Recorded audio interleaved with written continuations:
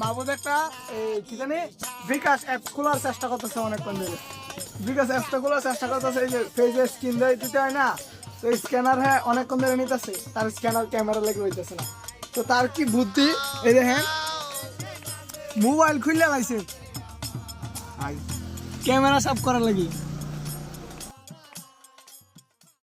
A few moments later. হয় আর না হতো অতক্ষণ মোছামুছি হলে না, এটা খুঁজলো তুই হ্যাঁ এটা রেজাল্ট দেখায় যে পরিষ্কার হয়েছে। হুমুন্দি কয় কি রে অতক্ষণ মোছামুছির পর পরিষ্কার হয়েছে। ইয়েস তার মানে এখন থেকে তাদের ক্যামেরা ভালো না, এমনি মোবাইলের পাটটা খুললা ক্যামেরার ভিতর থেকে মুচ্ছা তারপর হ্যাঁ মতো স্ক্যানার দিবেন।